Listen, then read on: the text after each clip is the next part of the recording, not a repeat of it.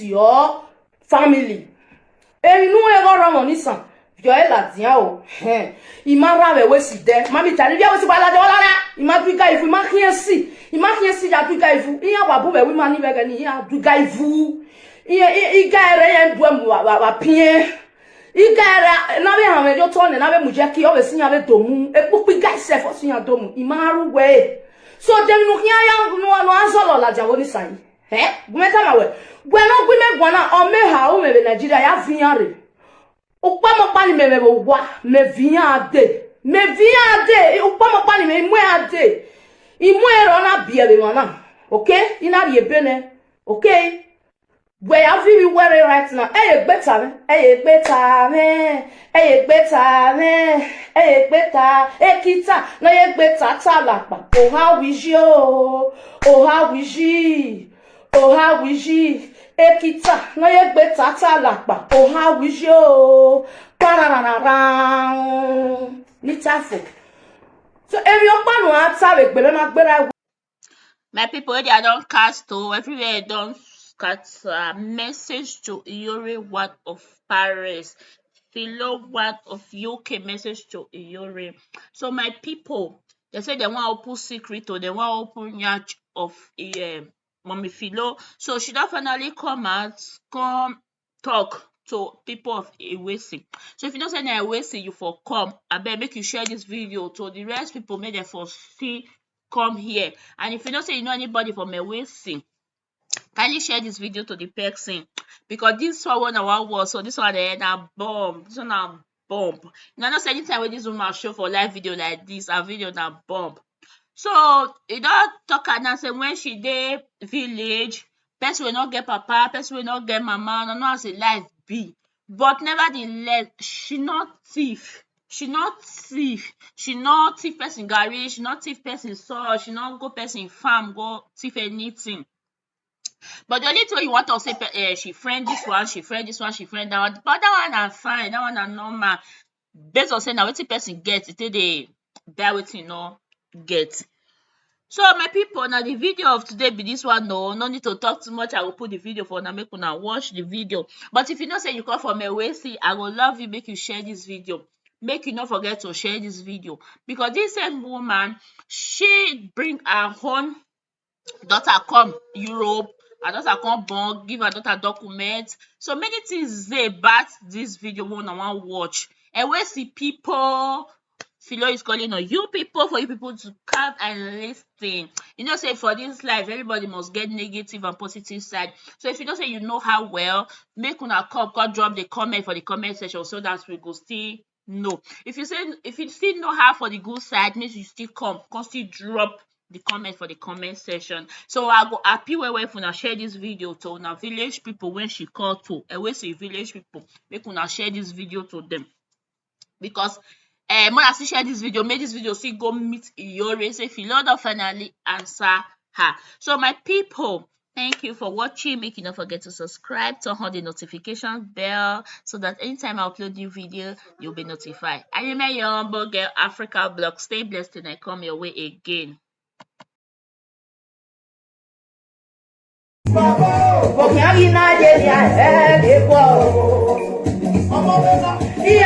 Social media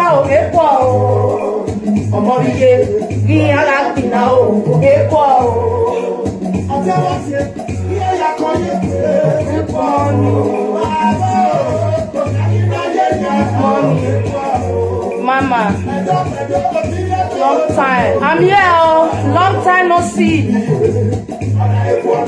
I tell UK. Here I have one. Here I have social media.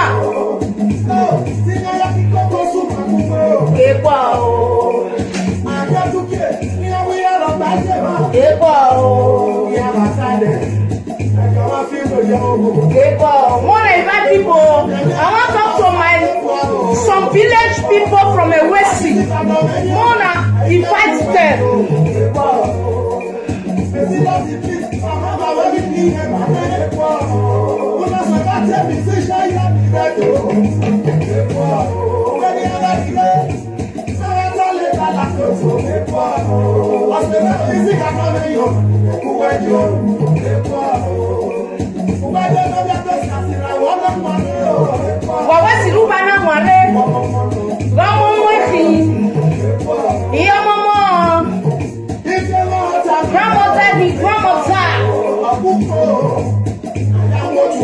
upa ya motu. Mede ikabe yo.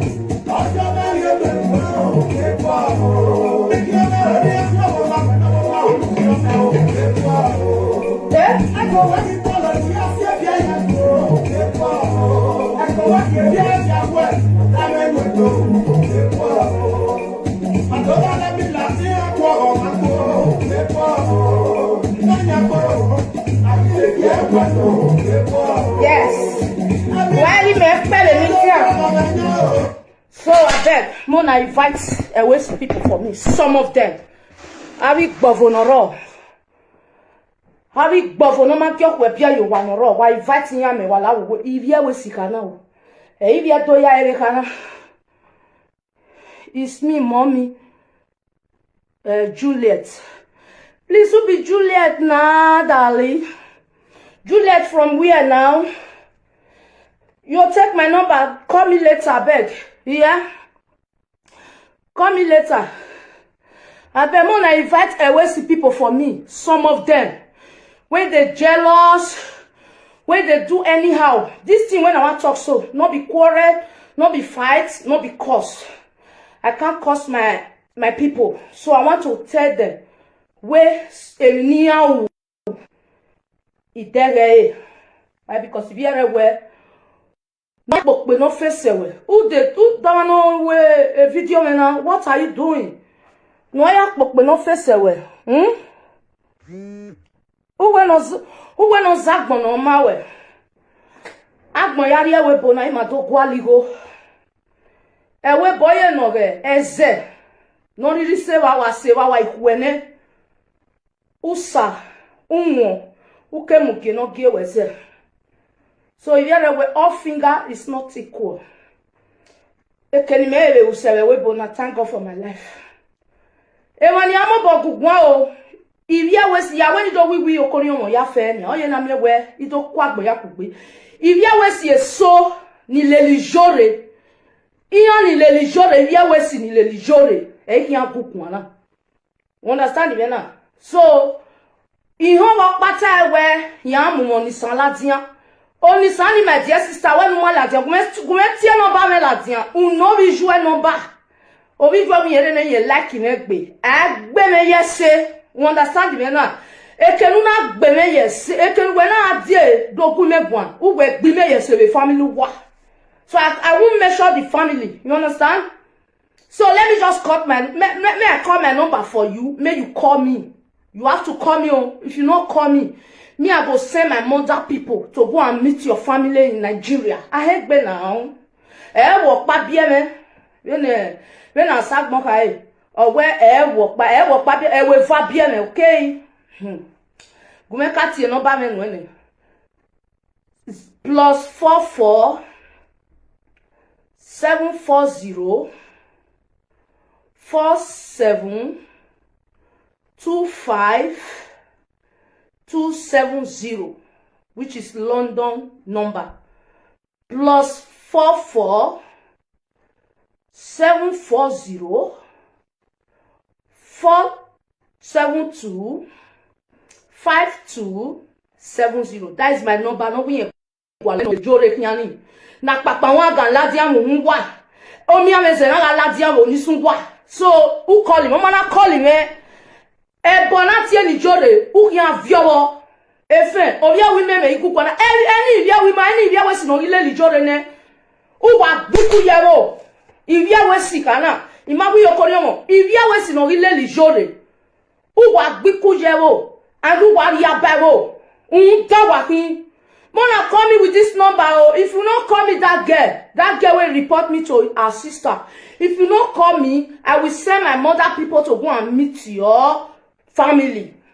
Et nous errons nisan. Violet la dia o. Imara we si de. Mami tani bia we si bala de wala na.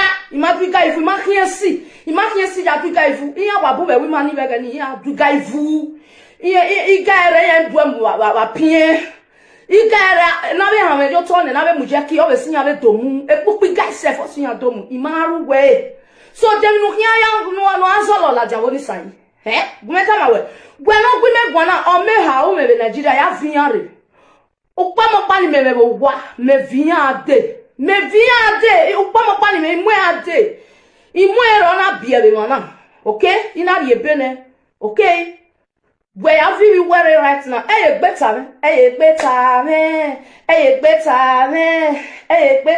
ekita na ye better talapa oh how is you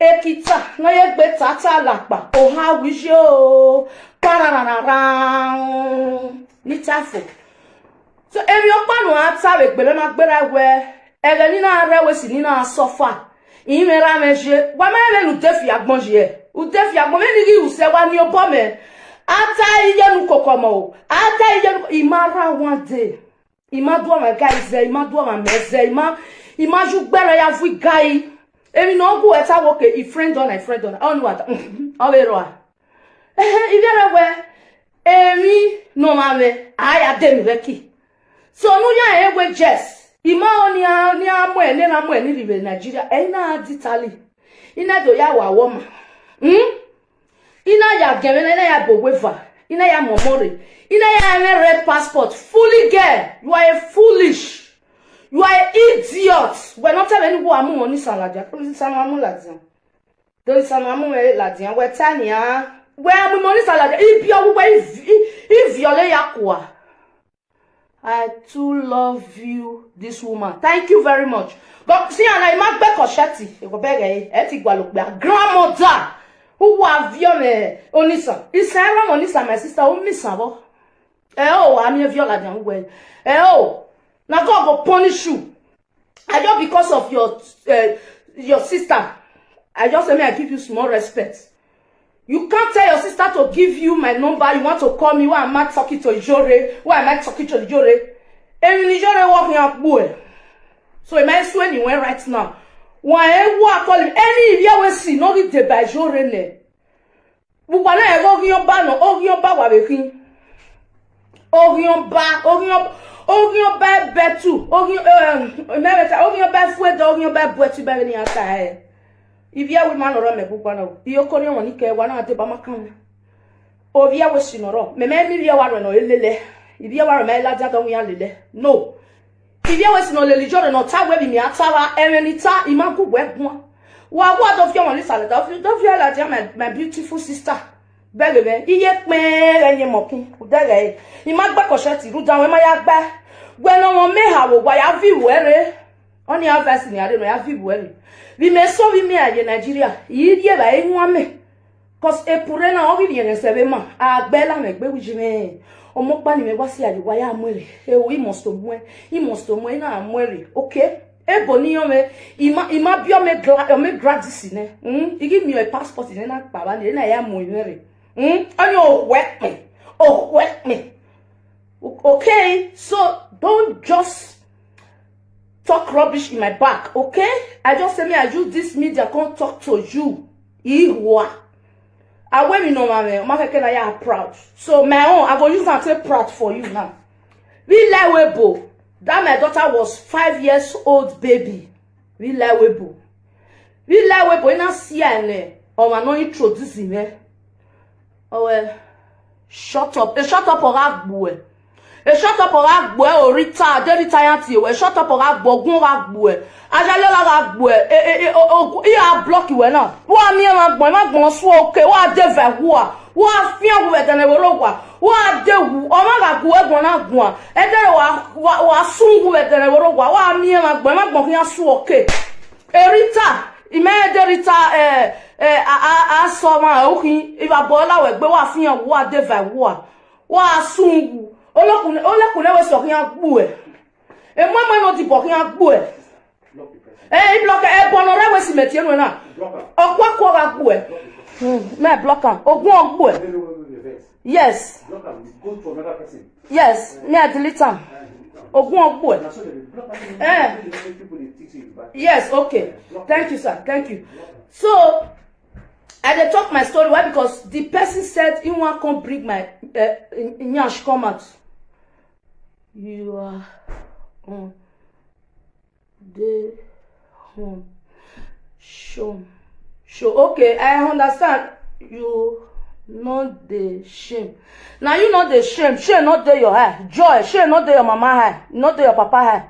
When I tell you to wa gbe wa gbon. Wa fi an wa deva wa. So Eriya ko oye ina pa ina legbe Morocco. Eriya lawa. Ilawa ina emi no mu me adie Europe. Ina emi no mu me adie Europe. You understand? Ila Europe eri ma ko ya ro mi wani. E wani so imi ana. Iya ye ragbon, iya ma ewu. Iri ge ba egiyan every month. Ima so imi ajo wani ge ba egiyan. You understand? Later, Rita, I'm gonna block you. Rita, I'm gonna block your ass later. Only some way I block her fool. So, Rita ni. Ikwe we maybe on an idiomina. No doa mwebo boy. Me mami go ya balance. I must to ya really go nekere to digwe mommy la o. Mommy la we give me rameje la go mommy. Imaka yasa.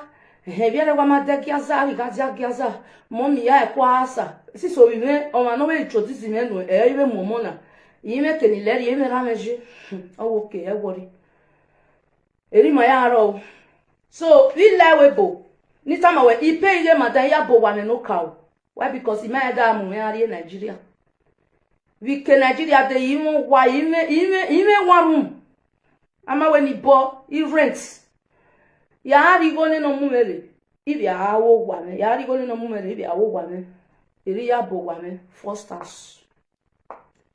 The second one he let a boy cause I am mo wale lo ma yidin rudo wi ye me ni mesimi no do wu yeze e ya bo wani ibo wani e no si na be boy o wi je me ni o wi ye tie we boy no ha wi je me Eri webo wa je webo ni ma va pa ye me bie iri me ra me je don no ke ga take off a property ma e worry ya bo wa me ya bo hu e ogo go we va me mo pa no we o we so we ro no we bo e tun de no we bo ti wan de o we o ke aro tun ato fi we ni wa go te me ba ko li iye wa die webo na ha we si gbe e o iye wa die webo ina do ina ikajo wa o 2007 or a first trip ni kajo second one na we gbejo third one obi je me na da meji be Eko owe I must story ige ticket ni yen igo na ya le Libya you know ha bi je me ga le Libya why ya we Libya iya we Libya o tema iya wulo yeze ejo mebun tete ni me ke na le Morocco we ni we ga so ni gele we ya we Libya ya mu e lodun Eleni na apply a passport me la general a passport me ala dia ya ti invite we obi je me wa we imo story go ni ebe ko ewu ma ni ye ragbon ya ina ya zi ije won we otini o ma jeje no je wa dia sagbata first time we ya me ewu ma ni no ye va to gba dia fe be ko eri ewu ma ni wa ya ti ni vive ko ma se hotel Ogweni la ogweni die beme no gunye ni na wo ogweni die beme no gunye ni daje what me wi an sizi me be wi 30 me mana mu yen la webo me mana ri geli bia ni e be na igo ne bori me was 1500 don't know we are so wa yen send go be gunme na okay me wa gele se e hotel ina rige okay nijazi je na gwe ni die ni ebe ni ye gani ye me passport o ime kata sojourn with a 00 na renew ina ri no na daji o daji me go bije me ti o bije me no igwa je na ye o ni ebe adie webu ye gi set no ha bije me igba ne ki stone we stone be ki no na ne igwa re ya ki which is beer parlor restaurants very big no ma mi e tiri asero ina we do we bo ina ri ro pa re we bo owa we ni ge ifie ni e owe ni me ye na gbe he ina vie gbe won ina meru leje mi ma be we agbon ama won ma bi je me ari ba buwo de na won ni ma kan ye ina o ma ugbe 1500 ni na fio boyo ina ri 700 euro ina iba oge ogun ne ina ri 500 euro ina ri na wewe iri ogwa na ya geleri ogwa etije me yare e ma yare meri egbele idume ya eri just agwere ina na ono na ya inwe imu ihe ma Italy ya ima wa mu ihe ima ka push ya maka tuore ina do rete edegbe mo pa mu moto ni ma do fi ejo ina do asa igo no ilele mese do ni ma after hotel be here do guy 500 na ebo me wi yan ri igo gun ugbe 500 na be deliver ma re na tele here ma na ga na kana obi jeme iyeri na ni eri se libia yeri jeme ni meta yeri ho me eri aswa enere awuko yen we mo o eme ni meta obi ji meri ho hi wezi gbe he o ni ge fie ni o ni me ri na gbe o na kana idoto nene oto o e second house ni me ni na no 100 by 100 ugbe ni we ye 50 ugbe ni me ye 50 no mi na ya we igele serious agbon amare o be menye na ma ana gele aro me ri sedo ebo me na do send 5,000 euro ona do send go igba ba send e ma be e mo mi ni ya zi je ni ma bo gba be ari e bank First Bank mana agba mu igo ni won ige Nigeria wa mo ye po ebububu na so e me na obi je me gigi me o na kana obi ji me pa ari egbe Libya me ye redo na kana there is me rore 5 days o ya leli huae ipa me na do total ipalo ina obi je me o were ye Libya na vejo owe o yejo na kana ebo gwa me efefa ogwe ebo gwa me efefa ogwe ina obi je me wa eri ari ebo gwa na nugwe igo no rike nugwe ebo gwa me ya viobu me ona gele ya viobu me na gba exchange ebo gwa be igo eri ma ya eri ya vie eri ya pa ede igbe ona li oko wa pa yen gibo yen wo pa ne na kana na me changing of weather oni na gbe me so o me keni ki ana ya ri e olode meri ti e bu bia ije na o wi ere no majo bo wi ani na o ma ni keke ya ri ene olode ni me ya block e no majo meri se no majo ni o wi en sadu wa wa ne e me na ga fi e na ha o ma ki ma be gun an wa pa be ri oni wa zin egbe ni ma be gun an ni an ona we problem iro be yen ki ane ni aleru ni na ma eri o je me na pa ma e duruku de obi je me se duruku okoli me e passport yen eri e wa mufua eri e epo ni amu eri na wo ma gie wo hu na gie o ma e o ma jo na kana ne igo no gun yen ni ofo ni rigo gie ne me redo bi mi aya kedo rigo gie uwe de Europe be je ni na do color se mo pa Europe inigo no na owe 200 euro na ma gume send e me na rigo no ni be Nigeria na rigo ni je be Nigeria iro ya legbo o ise Libya ogwo bi je me wa mi kena wa mo maji ekena be gwe biye ekena na we ma ge we nu je na I ma ge we mi wa na we no dori e o we o yin eri ge yan to bi ya ri e so we ahia eri ya igbe 1 month be do ena Italy iri Italy ibani ana reba o wi yate guys ina rige cross ke be meje me o no bi je me suffer to igwalo igo ima be kwenu ame be gbese unigi mo e mege o bi je me wa call me o we ni rigo rege iya ya cross yana ina ha o man ina we ina do fie bo mego ina ka me bo me na wo wa nu gu me bo Nigeria that second house ina we can kan e de 3000 ya kan ina we 3000 e kan ya kan ebo na do rigo me bo rigo me inigo we kan ya o we kan ya cross na we 1005 ke life jaka ke ya ina ma ina do rigo ina do rigo igiri ege na wa ma bi je me gi wese o bi je me wa ma wese ina ma bi je me ijare o me wa ga so pa re ni je ji wina winu po isin ogo me wa ge asopa o wa ke Nigeria ti me ogwe la obi me obi yen wo o te won gbari opa yen wo te me pa ne be na no de ye te gwa le me ni yen ari go gie obi yen ti mi ase ti ri go no bi yen be Libya ni ri go gun na obi ji me na obi je me pa na obi je ma ma me yen pa la kana e de yo ni igo ro pa e gwo tun wa na do kole go pa no me 10 euro ina no la wo 10 euro me ya gwa le ke ni na de card ma e mi an sunu eri o je sha e card iro me ero me phone na kana o day 12 o me kenya na ki 24 hours ba ina do lie e tasi na ya de e card gi de na do kole wi jeme u viaje na yan wa rock mense o vi jeme ru dan me mana e de phone yo no de ade yan wa ya ro ibi ara bu wa yan we haya wa ni ke elibia imagine no haya ene yan pa ru dan me de phone me yo thank God yin me won bi je na ma ja ya wa jore na won me ra me je ka ko bi gan no cross e na we no get about we no get mama na only in na get o when you worry yin ajare se wa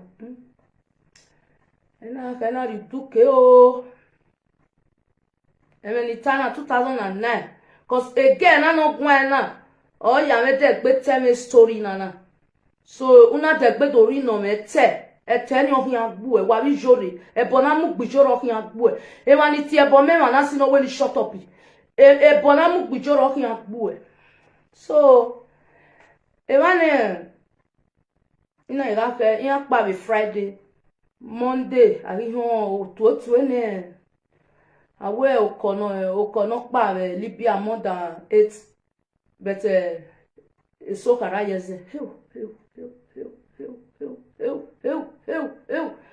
ugwo ware na ya obi je me mai mo na to atie di Gidman we yen mai be hon except man ga isedi an ne ma no recall ado an mi yan je me o imami obi je me o balo no ro me gbe o ma no ti e bo me ba o balo no hin ami wa gbon we o balo hin ami o were gbe sodium na nota except ka o we o so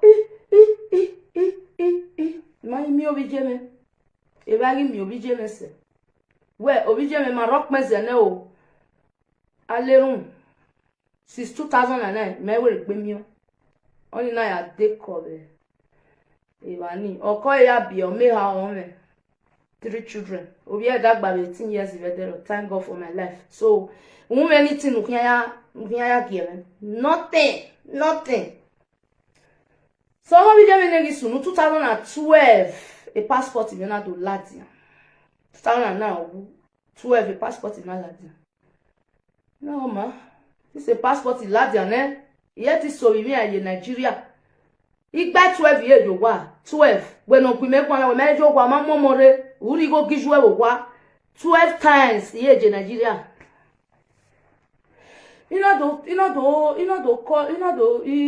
me passport in na okay you got read Germany or say mo pa maybe I'll be washing me na obi we ma be no ha just agwe why am so agwe na we yan wa nwina I set him where ye nwina no we boy see ya set him o e Germany na we be ya mwe o we marry that is a Germany na is a Rome me ni when you have your give you any na center a boy na me 350,000 ige visa erewa o imi ene o ware under 1 month yana the visa no bi ihe the visa ne ina ha mo we la gogo bi we to bubu ya do we mommy ye me left flight there ye pare o ya do mu yen mo na share this video make viral please ya do mu yen ma ina do take tickets again na gbe 20 days in Nigeria 20 days the ticket ma wo yen na gba to re e Roma city so o ime be re ni ya o ime re already 2 weeks e yan na ri 5 years in 2 weeks when obi me gwana you are idiot 5 years more ye ni mo ye be ri nu ebe na today to tomorrow more ye be no ime kiyan wo ye ni wa mi ni na ti o wala mama na do aro igige o ime na we amoni ni magi yo ni gi ejo ere ato inwi na Italy area wo be na the look na comment inwi na Italy area wo be ena ipa ena area Germany na te ya medi be e Germany ibe medi na anwu ni mu ne cleaning 6 hours ina ye school by iga agwalo wa mega be say UK be wana iga agwalo wa be Germany mama I am very sorry oh sorry no problem ojo no problem.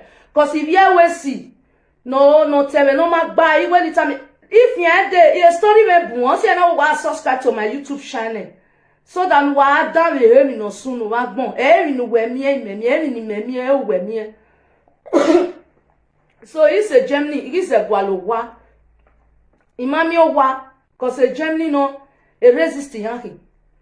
E bokpa no be Germany na do tuo me no re Roma do tuo we bia wo ma me no me passport. Ina we wo. O we ni ari London ina ha. Aya we Germany we ma. Ibere ma na nia wa we bi ari London. You show o we ari odo ni ma ari London, ari UK. Na wo. Ina do tie e woman pa. A woman ni a presenter no be ma isu nu je ni e. I love you, Mama. I love you too. I love you too. I love you too. So na do ti e ti o we ya wa de, ya wa ri go yepo. Ya wa ri go yepo.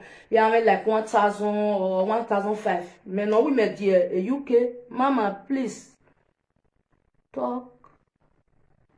Go. Okay. Me no we me die a UK. I go no ri me po ma say 500. Me na do agwa le mo ni alele la e mo na do call obi e wi je mo pa obi e wa o ti je me count yo na do ri no buy me na do call e call e ba ni e o te na we ni ade wa se mo na do le we amedo o wa medo me ina wo le gbe pari Germany igi se Germany ogire ogire 3 months iwo e ira fi iya ade dia. If we have a Yoruba was a so safe. The my STC, me, I was in men, even no mamelo.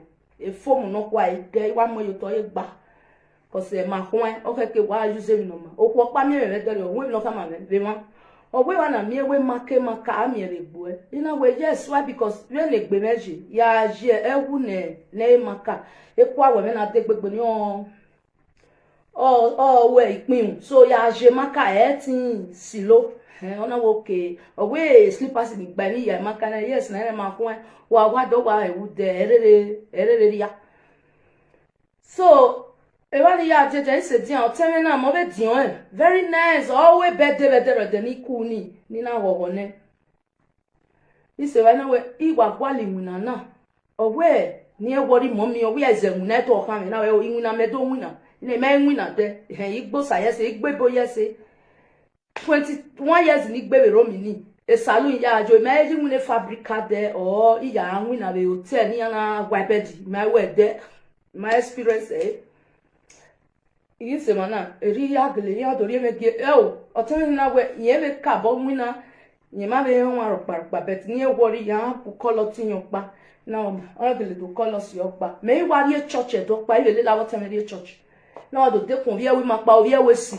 ore be mi ana oni ka kama mewe mo mi ade eti o ma se ina le bona o temi we ami wa ni ma ina we yon ina wa la we Facebook ina wa gwa lo i wa gwa le na wa gbege na wa ti e ni mommy ready ina we viaje na ina do send address me kere boy ni wa ya lete e boy ina do mu me ge agency igwa ti e wa because I am ra meje na emi no si wa gbon emi ni mi e le gbe o ma ni no talo me kian ni emi ni mi e gbo ami e ti e give we o ma mi e wa ri ana o mi e wa ri ave e ma ni e bo na do lele mi ari e agency o ise agency igwa gben agency mo be la dia na do filebe na do wezan e bo na ave ta o je do ta o be gun o be le ogun me gbon ri yan do yari emi si won na ni na do awin na o ko ma kian du gwa o ko ma kian du gwa e ba na be do gwa le school na be do aje school ba e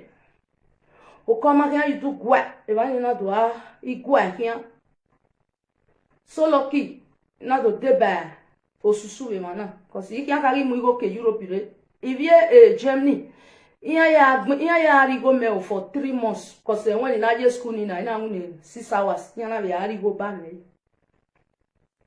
iya ke finya so me iwa de basusu ne mu igo ne 2,500 pounds na we oteme ya mowa owe ha sister ye me ku we na mowa ga me so no greedy o ya koki go ge ba mowa oteme na ma be no me ge ba one day ya ha ri ge ba no wi ye igwo ma ya de fu me azin je po on we ma no me ge iwe o ya de fu e o me o we dio ya be ke o te pise no be de mama ye ma gu enu we je na o ma me ma yin kama we yin ma mi go ya ri ba no iwe o ya me kakabo e do ya mo wana ni je na we la wana ina pay ye 1 month deposit 1 month entry ina the a fridge new one ina the television new one emi ya no wa me na is new o me bed no temegi mu me which is obi e we mani no be kie me no be gume guale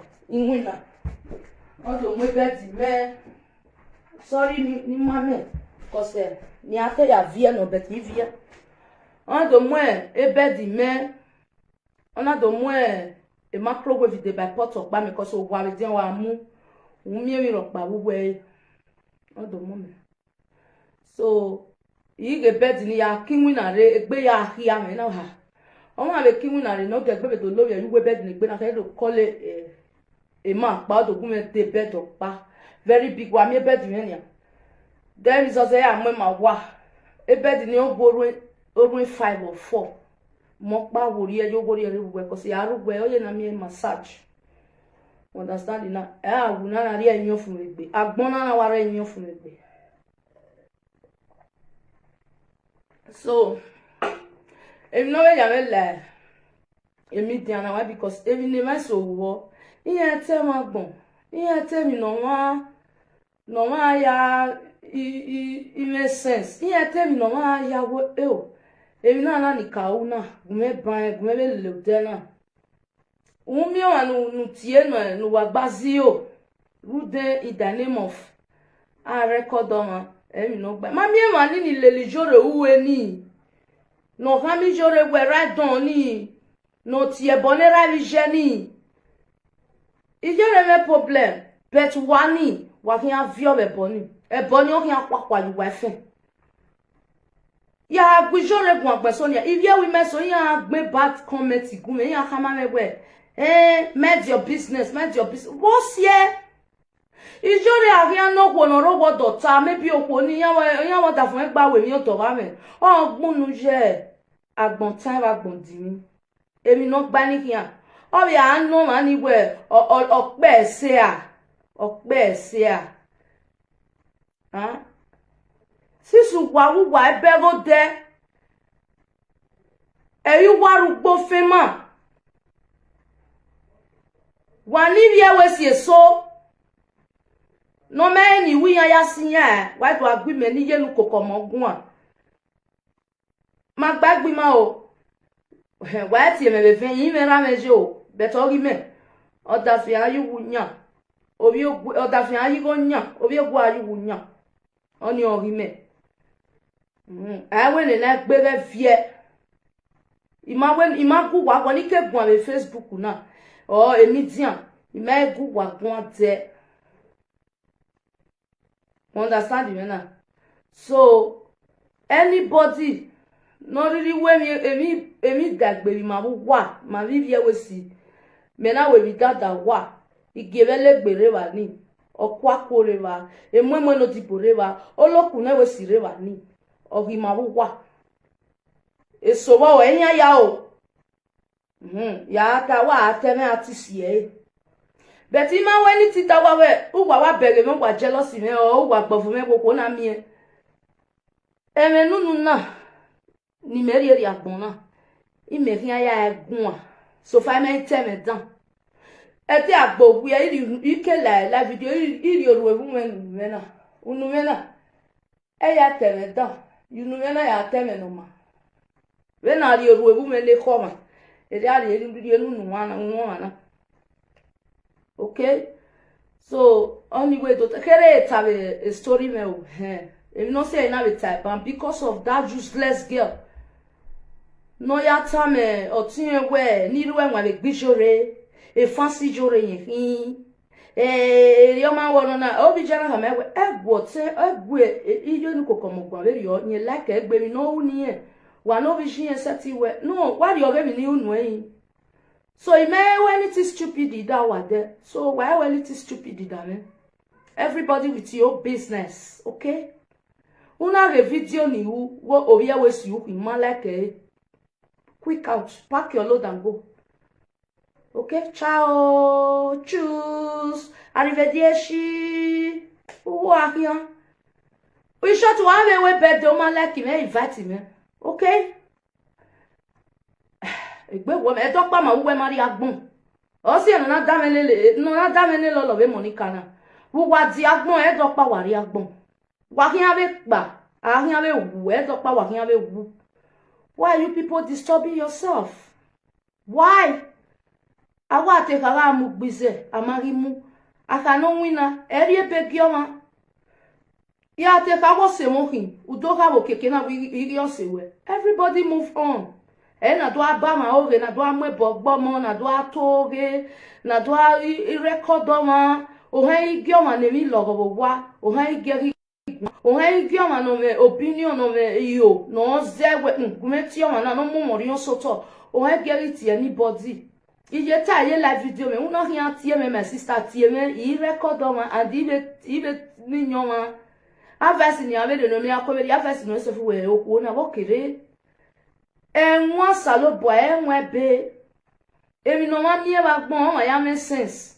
Emi no ma mie ba gbon wa ya me nwe. You understand me now? Even when no mu make Nigeria le mejo wa me ma so buya. E me so e ma no mu wa ko ware. No introduce wa no. O ha bu wa jo wa no ware owu ya. Wa jo nia. Me asevani, even we me hear more we make myself. E pano introduce me, ogu nenia. Iya me he. Iya ri ogwa ga se ba ya ri nera no we ofilo ye ri nera. Ero ye gwale we dadi megi me nera. Megi me ro e nera me ma gboge ba. Ito danyo no we leru me we la flat ipa. O ha gi we jeva we no ku me kwana. Awo jagbonje mi. Abi yan no ka du ga ifu we wesi. Abe si o ha. Wa bi agbi me kwan. Amari yo tari yukun. Wa gi amu egbima la jan. When wa corona we ma only disgressive women. Wa lasha me pedre. Wa zomo bo be ni vitali fai. Ni reboot de nia orie ni ma verie no be dan le o ma na verie. Wa hian agba ma ba mo ri riwu. Okay. Agba ma ba mo ri riwu. Wa yo wa disturb me. When we make one in Italy weje, e woni meka na gboro, mekpa wa ni re mere UK. E gbo we ke se UK na mere Canada. Wa ya wa me, etaya no ri eke, etaya no ro da o be no ri eke a. Wa gume no owo kunku oni ota no le lijore. Yon gume to sunu je ni jore, ko so maka meka jore. Wa ne followers no le lijore, wa si jore kian. Do one like this, carry on, go. O ite yetine. Why do I she for not doing like this? She for talk like this. She for not do like this. Wa mi enwa yunwa o wa so wo. Ibi e we si so. Wa mi enwa yunwa, okay? E so e kai. Wa mi enwa yunwa. If not, o kwa ko no re we si ni. O gbelugwa o. E so we kai o. Oh, it's okay. Please, mommy. Mommy, please. It's okay. I hear my beautiful sister. God will bless you. God will bless you. Anybody no here call him, a phone him, wa ran you talk. Wa only wa be sunu jo wa no gbon ani because of obije. I reserve my comments. Okay? Okay, darling. Mind your business.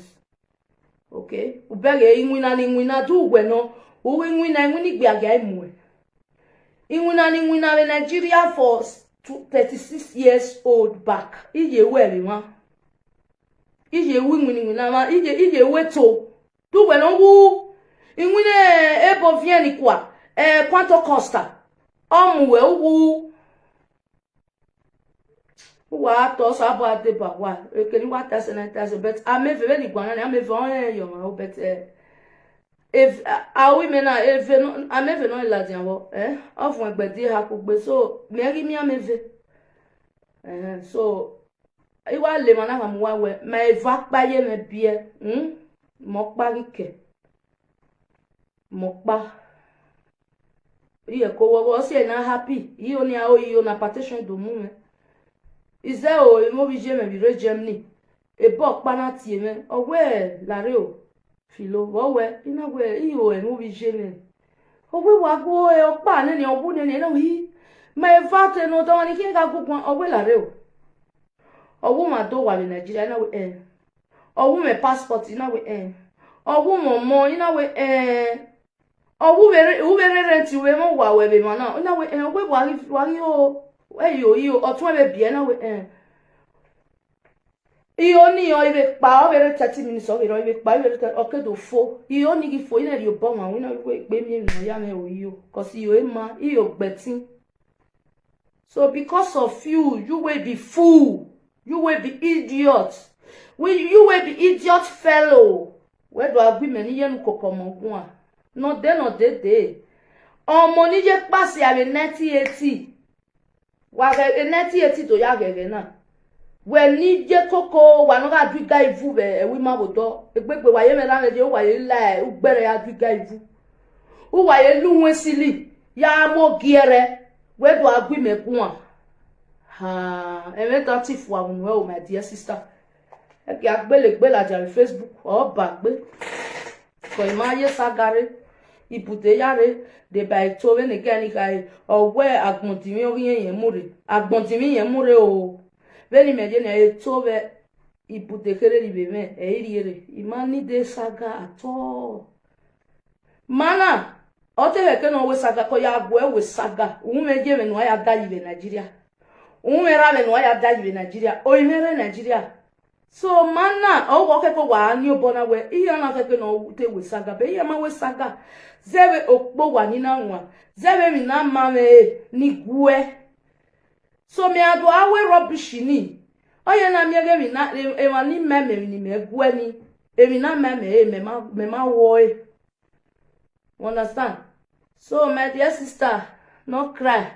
Na so, o ma no tell me. O ade do yimi ame. Imamo do yimi on Facebook, find my number to say, Mommy Philo, sorry. Iyenu kokomo 1, sorry. Miss Piache, bitte. I'll forgive you. But umanare do yimi ame because of who le jore erie akpapa wan galadia we huwa. Erie esiebo ladia. Erie amiameze ladia we huwa. Megu waroni, I no dey that one.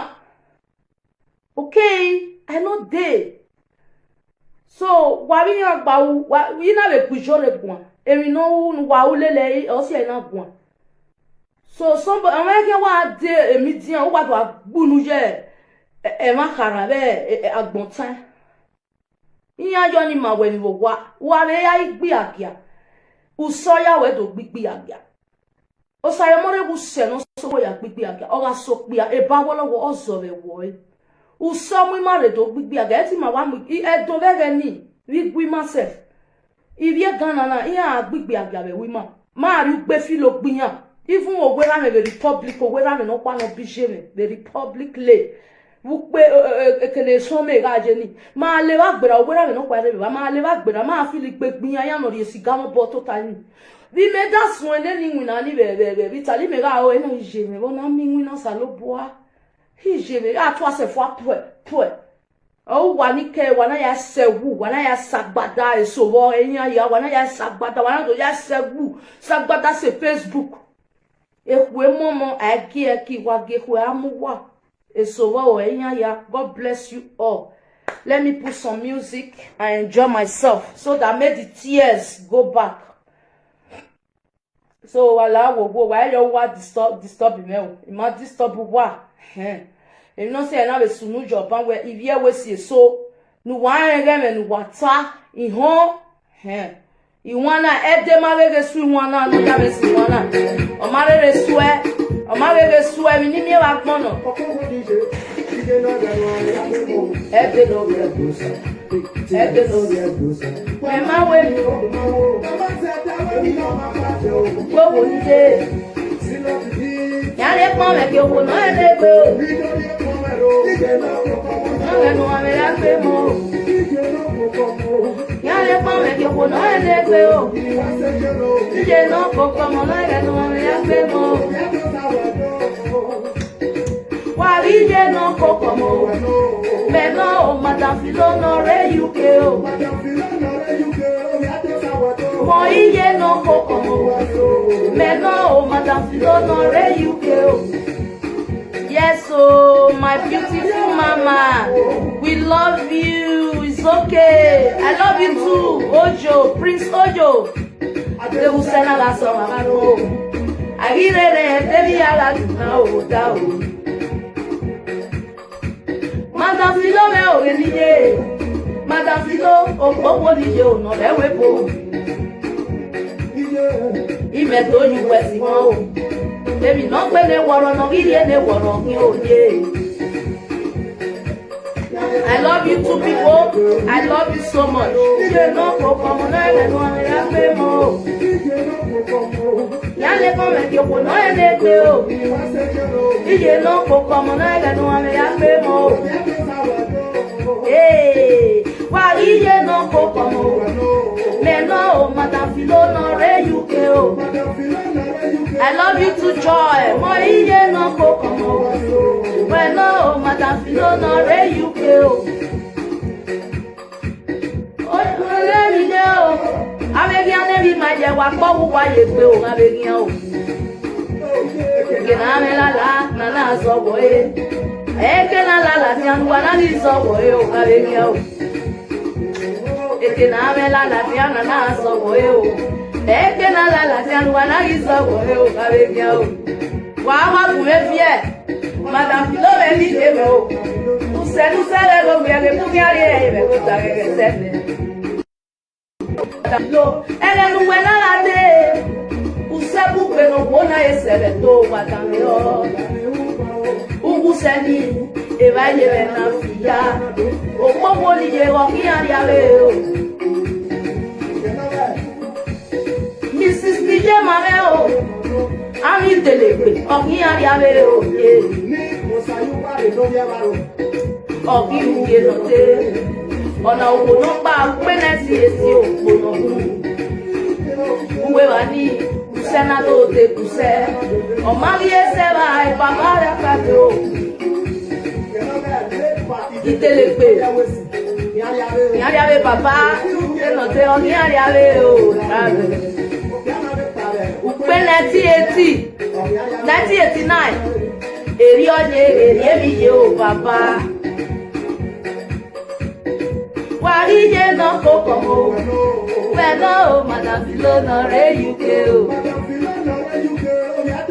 God bless you, mommy. God bless you too. Madame Philo no UK.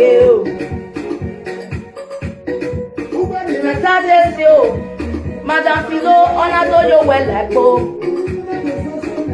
on a so la die pe Morocco. Oribe se va useni e iye ọmọ mi wo ya fi ẹsẹ̀ gbéra òtúnà lámú ike rárá pa máa mọ àpọ̀ ẹ o. I love you my sister, beautiful sister Tina. I see you. Gbogbo náà pé kó ọ̀nà tó rí yóò bọ̀rẹ̀. Olùwọ́nà pẹ̀lú bá oye UK mẹ́rin ṣe. Oye Manchester ẹ̀wá nínú àríyé báyìí òpó. Olùwọ́nà pẹ̀lú bá o. Ìnáwó tẹ́lẹ̀ lọ́rọ̀ wà mẹ́ olúwádìí bò ọmọ. Mẹ́nà àdìgbòrè ìnáwó lọ́yà ló tọ̀rẹ̀. Ọ̀rọ̀ àṣẹlíbíà náà lọ́wọ́ bò. Ìhàmú ẹ̀láwé bò. Ọ̀nà òwe ní ìka ẹ̀ o. Ọ̀ríkèlè ṣe wá iná rí òkè ẹ̀ o. Iná rí òrè. Ọ̀nà àdìgbòrè ìnáwó lọ́yà ló tọ̀rẹ̀ gbéra. Iye báyìí ní ẹ̀bẹ̀ nìṣẹ́ o. Ìtẹ̀lẹ̀pẹ̀ ìpápá pé 2009 ọ̀kí àríyáwé o ọ̀kí òkè lọ́dẹ̀ wà á tọ́lá sẹ́ o èké na pọ́n pé màmá lùwárí dé ayílẹ̀rẹ̀ náà gbéra uno te confrontifra one way. Yeah? I will dance for this one. Sabe o, se na sere bo be ma we na pon le mama o. Sabe o, la pe ye o, na sere bo be ma we na pon le mama o. Hey you ke, sabe o, la pe ye o. go be my way na moge mama o. Yepe. O we ni mi ami ni lagbera.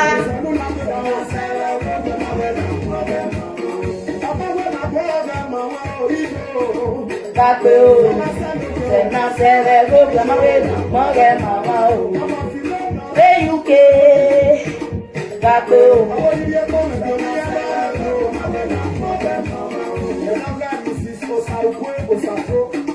Gagbe o. Oni o wi be.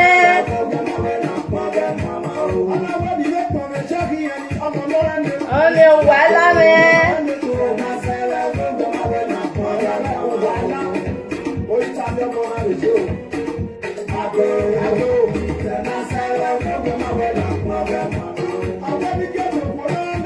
Oni e no introduce mi ati awepo.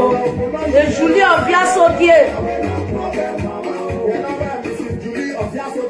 Wamona.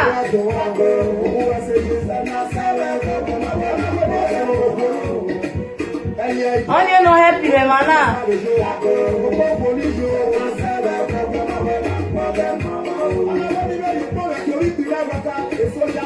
Gagbe o. Waya wese.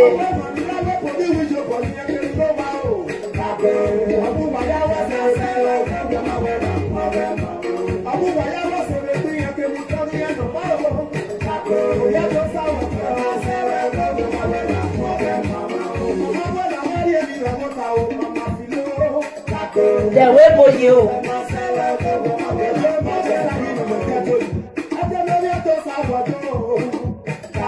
Gagbe ye me o.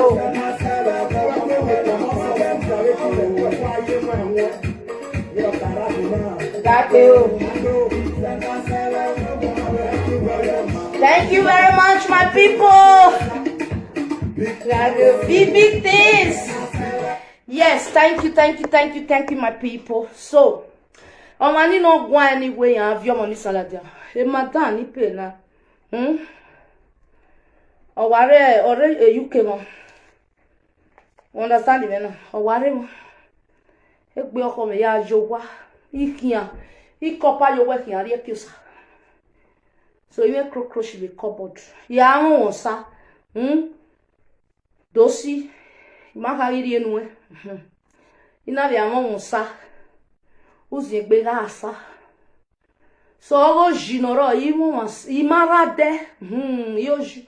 Owe no mo ayara. Ude kwen. Okay. I love you guys. Oh. No day. Mona go to my YouTube channel. Why you subscribe? Eri agbon keke no mari ahun. Ere na coronavirus. Opi agbon ya ju ogwa. Ari jimu na veri o. O awuru data si o ya. Uja vie sensi ju hun. Abi ani talare tata totoni. Understand? Aya vie sensi ju hun. Eke na mi view asado talk rubbish. Mary Duani, Mammy Ladia will be another because I was stop it, saga ma. A saga area where you are with a boom. Mona, stop it. You understand me now? God bless you. If you were seeing no a mouse, I look at the bawa, who what or walk be. Nema no raw. Only suwa latia, ever beg only suwa, edeni ijore, edeni no wa de bonfo. Maybe you're like that here, or what here de baita. One if you was in a row, no lady jore here. Manero no row, mammo gabo. No, we run, no, we come away right on. We are women, women, and you were away. When you have a way, on my not dinner. Erie no de ave wa. Rita is a wa to wa pe. God bless you. Oh, I love you. Oh, happy weekend. Today is Friday, so I'm gonna start work on Monday. Mona wish me congratulations. To stay house for 6 months is not a day job. Thank God. This our government, they help us. Oh, somebody call me. Let me pick this call. Oh, line. Ebony to dey na our help am. Oh, e want say wabu no calling. Oh, sorry. Let me invite you if you can call. I will go and buy another small receive call. Some people want to call me. I'm calling you now. Please, darling. Please, Mona, wish me congratulations. I'm gonna start work on Monday. I stay house for 6 months, good 6 months. Yeah, total you work. Government in Oma, or quarry, no, why. When on your Italy below, why no come one or yeah, was when your Italy below, we are going one. Oh, when if you know, where Fiames star in need, yes, so congratulations, mommy, yes, so Imana go, she winner. Ima go, because in winner, go power again or there is Ubi always sport. Mommy, dear back, Ikbolo, Yasman winner, and Banner, Ikbolo. Men were then I had a picture that is 8 years ago, 10 years ago. So, maybe so near, you know, they don't send our rotas when my hair winner. Young winner Monday, Tuesday, Wednesday, Thursday, Friday, Saturday, Sunday. We're not going to hear as though